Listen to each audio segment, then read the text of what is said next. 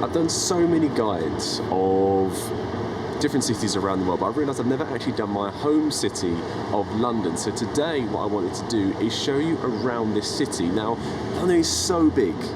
It's one of the biggest cities in the world, and I think for a first-time visitor it's pretty overwhelming of where do you even start. So what I want to show you today is a walk that you can do, and it'll only take you a few hours, where you see some of the key landmarks of this city. I will show you the Tower of London, Tower Bridge, London Bridge, Monument, Buckingham Palace, Westminster Abbey, Big Ben, Palace of Westminster. We're going to see all of that in one walk that you can do yourself. So today just join me around London, where I show you your best places you can see in just a few hours in this city. The place where we want to start your walk, if you do want to do this yourself, is start at a station called Tower Hill, which is just situated around here. I'll bring up a little bit of Google Maps so you can see where it is, and I'm going to show you on Google Maps exactly where you can go. Just outside of Tower Hill is we have the remains of the Roman Wall of London, which is well over 1,000 years old. There isn't too much information on it, and I don't know too much about it, but just to see it is really, really cool. And this actually area of Tower Hill is really, really significant in London history, because this is the site of public executions that would have happened throughout hundreds of years of history. And right next to Tower Hill is our first big landmark, which is famous all around the world, and that is the Tower of London.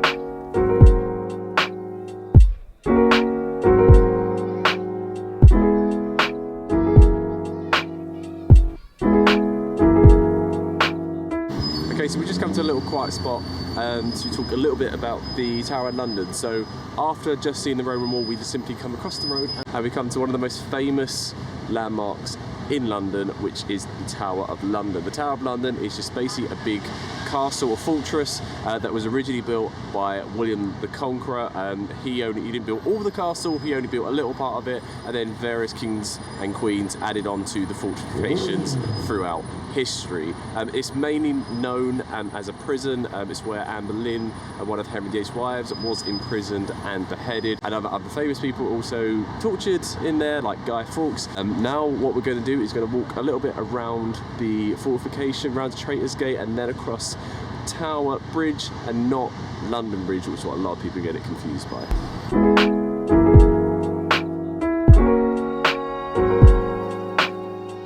Okay, and what we've just done is walk just a little bit down to the front of the tower, just to the riverbank of the River Thames, and just next to me is something called Traitors' Gate. Now, if you didn't want to pay to get in, this is a great thing you can see completely for free. Traitors' Gate shows you what the old riverbank used to be. So where we're standing right now has been man-made over the course of a few centuries, and Traitors' Gate is known for, if you were going to do time at the Tower of London, you were brought here through these gates and imprisoned here. Now behind me here is what a lot of people seem to call London Bridge. London Bridge itself is actually quite dull. We're going to walk across both of them, but this is Tower Bridge, built in 1894. The significance of Tower Bridge is that the middle part that you see opens, because where we're right here in this right now used to be full of docks. All these docks generally have gone because of the Blitz and Second World War. It was heavily bombed, this area, but there is one small area that does exist still to this day, and from that area you can see at the right tide a great view of the Tower of London. So if you want to get the perfect Instagram shot, I'm going to show you where you can get that.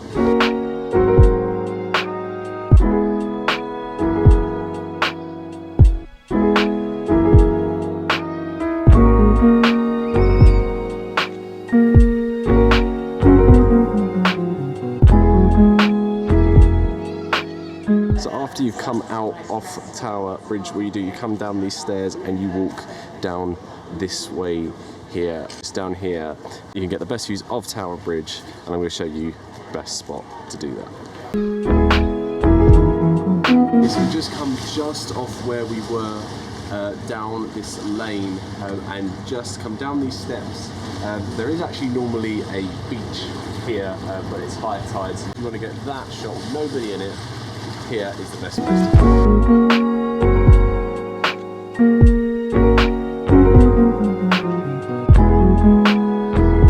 Okay, so we just walked along the south side of the Thames, come across Tower Bridge, and when you're walking down here, you'll fail not to notice the huge warship that is here.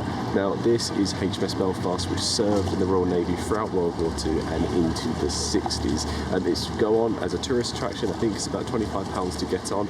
Me, I'm a massive history buff and hugely interested in the Second World War, so I will highly recommend that you go onto this ship. But what we're going to do now is continue to walk down this side of the river onto the famous but not so good looking London Bridge. Okay, so we just walked down the south side of the river to the end to the not so pretty London Bridge. I think one of the main reasons why people think Tower Bridge is London Bridge is because they can't believe that the bridge they've learned about all their life looks so bland. But the reason for that is because this bridge isn't actually that old. There has been a bridge stood here for well over 1,000 years, not in the exact same spot, but thereabouts. And the one that you think about the most with all the houses on top of it was the medieval bridge, which was actually torn down in the 18th century because it wasn't stable anymore. And they rebuilt another bridge which was around until just after the Second World War, when an Arizona businessman wanted to buy it. They took it down brick by brick and rebuilt it in Arizona, where it is still today, and then they built this new version of London Bridge.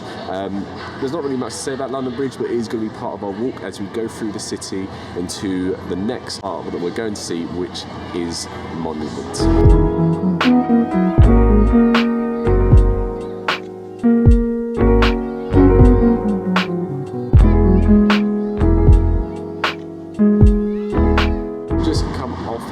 Now, if you're walking on the right hand side, you'll see some steps.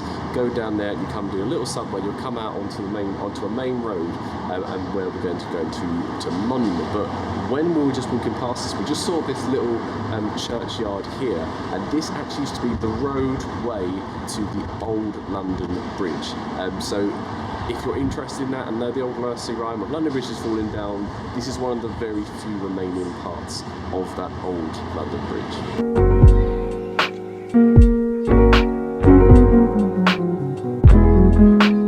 This monument is representing the end of the Great Fire of London. This is where in 1666 most of the old medieval city of London was completely burnt down, and this marks a spot in which the fire of flame was eventually extinguished. What's really cool though about it is that through there you can actually go up right into the top of Monument. It's only a few pounds, and you get a great view of Tower Bridge and the Tower of London as well, and other parts of London. So if you're looking for a place to get a really cool, great shot of the city and not pay a lot of money, this is a great thing to do. And also, not a lot of tourists know about it, so generally it's not busy at all either. But what we're going to do now is go carry on our walk down Fleet Street, and we're going to end up at the incredible and world famous St Paul's Cathedral.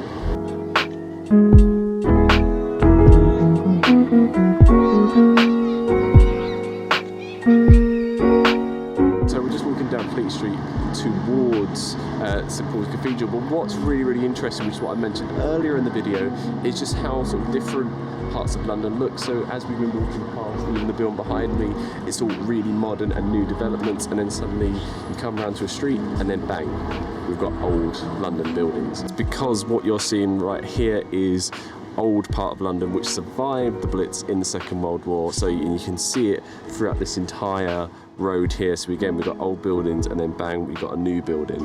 You've got all sort of older buildings then, and then right here we've got a new development. Now, a lot of tourists come here and are quite confused, and I think they expect London to be quite old time all the time, but you just got to keep a lookout for it, and you can see these little gems that are still around the city.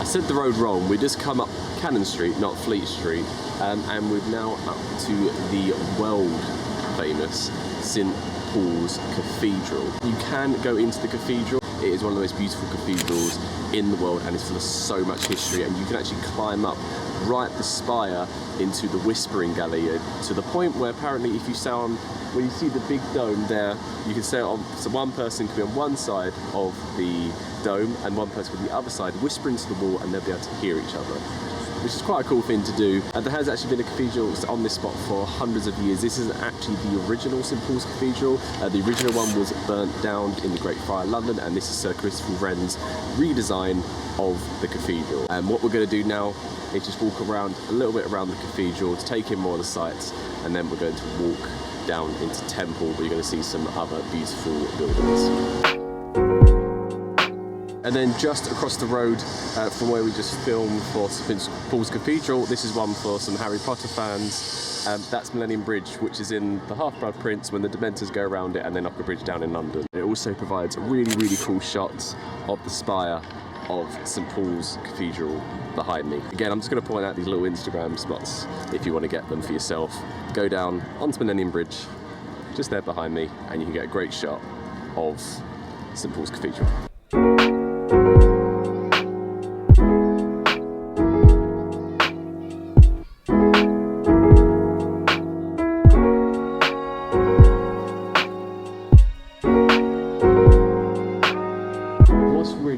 About when you're doing this walk through London, and you notice that we just went past a pub called the Old Cheshire Cheese, which is actually one of the oldest pubs in London. It's really, really cool to go into. It's fortunately it's closed at the moment, so we can't go in to show you what it's like. But what you'll notice is these various different places called such and such court, and there's a lot of places called courts. These are the remains of the old medieval parts of London, how the whole streets are designed, because people used to live in these squares where we're standing in right now. There's not many reminders of medieval London, but these little tiny streets are a small reminder of what the city used to be like.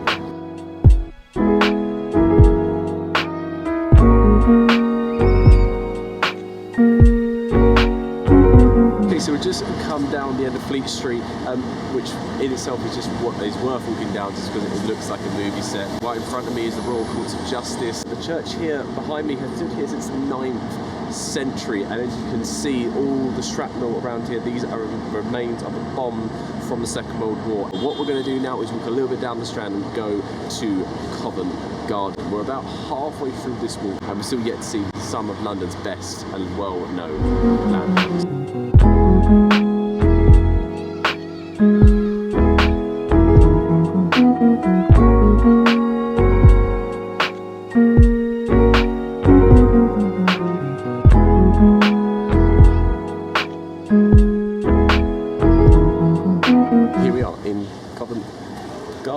This was originally a fruit market, shut down in about the 1970s, and then was actually going to be knocked down to build a road for it. There's a big campaign to preserve it, and they won. There isn't too much to do in here apart from shop and eat and do different things, but it's just a beautiful place to come and see. There's a lot of street performers and things like that, and what we're going to do is just walk around here, enjoy it a little bit, and then we're going to go to the next landmark on this walk, which is Trafalgar Square.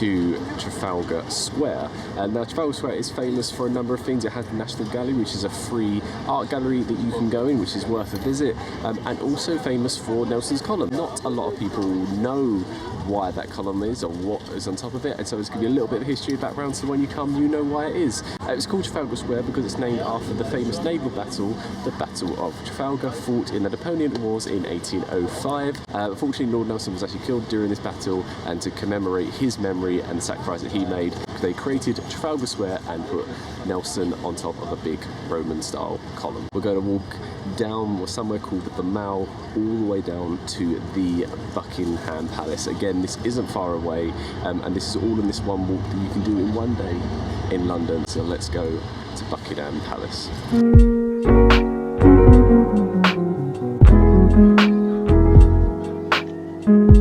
Buckingham Palace was actually originally built for Queen Victoria. Every sort of royal family has used it as their residence since then. And there was a really sort of interesting story that happened in the Second World War. On the 15th of May 1940, there was a big air raid from the Luftwaffe And during the battle, an RAF pilot saw a lone bomber lining up to come down this exact road that we're standing on right now, and he knew that this bomber was making a beeline to drop its bombs on Buckingham Palace. He then lined up behind the German bomber, tried to fire his guns and realised he had run out of ammo.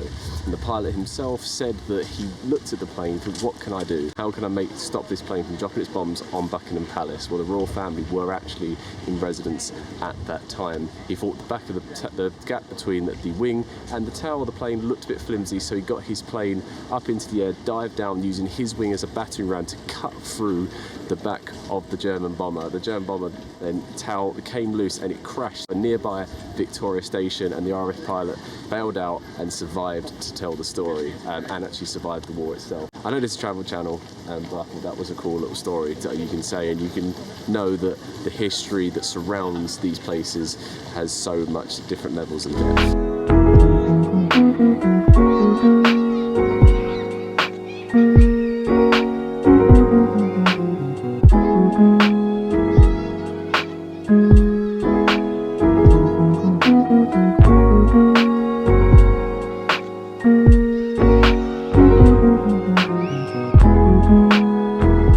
Buckingham Palace, just behind me we've come to St James's Park, which is the park right next to Buckingham Palace, and on this little bridge which I'm on right now you can get two great spots if you want to get a picture of London with a lot of landmarks. You've got one behind me with Buckingham Palace and one just in front of me which has the London Eye and Whitehall and St James's Palace in the background as well. But what we're doing now was walking just across to Westminster, where we are going to go and see Westminster Abbey, the Houses of Parliament and Big Ben.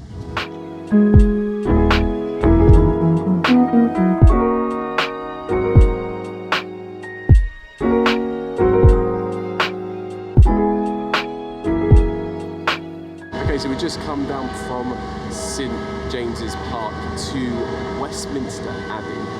Now, there's been an abbey here for well over 1,000 years. The original building that you're seeing behind me was actually built mainly between the 13th century, and the two towers I think are from the 18th century, so it's built up over a period of time, but to go inside is absolutely incredible. Even though I keep telling people that need to go inside, I haven't actually been in it myself, but it is absolute must-see. Nearly every single king and queen of England since 1066 has actually been crowned king and queen in here, and it's got so much history. There's a number of kings and queens buried in Westminster Abbey. We have the tomb of the unknown soldier. I think you have Charles Dickens is also buried in here, so it's just full of culture. And what we're going to do now is go all the way down to Parliament Square to see Westminster Abbey and the clock tower, which has Big Ben in it.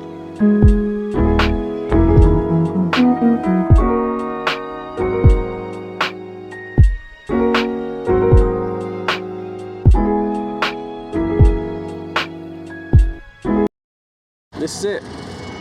This I'm standing in right now is Parliament Square. Behind me is the Houses of Parliament. We just walked from Westminster Abbey, and actually Westminster Abbey is still there just behind me, and this is where the UK government sits. And in front of us just here we had the remains of what was the Palace of Westminster, and the actual main building where the clock tower where Big Ben situates, and the other sort of Gothic looking building behind me was actually made by the Victorians when a lot of the original Palace of Westminster actually burned down, and this is a rebuild into this style that you're seeing right now. We're pretty much at the end of this walk, but I still think this is awesome. So if you're only in London for a short amount of time, because it's such a big city and it's so overwhelming, you think, how can I see all these different things? But this is a great way for you to see so many landmarks in just one day. This walk has probably taken us about 3-4 hours to do. What we're going to do though is just finish up by just walking across Embankment, where you're going to get a great view of the South Bank and the London Eye.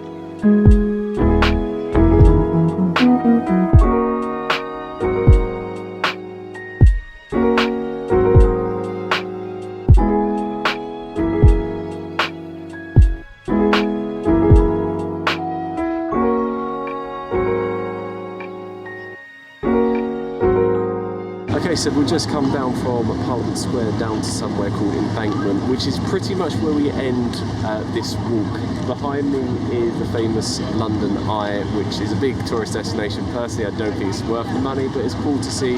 And along here, where I am right now, is a great place for a lot of people doing their sort of photos. What can you do from here? So we're going to go down to Embankment Station, and that's where we tend to finish this walk. You can actually get on to what we tend to do. There's an Uber boat, when you can catch the boat all the way back down to the Tower of London, which is where we started our walk, or you can go across the river onto South Bank, which is where a lot of, we have the National Theatre and a lot of food stalls, and a lot of other entertainment that you can do. There's so much to do in this city, and this is just one walk that you can do where you can get so much in one day. So we're going to do a lot more videos on this, but this is the end of the walk in London.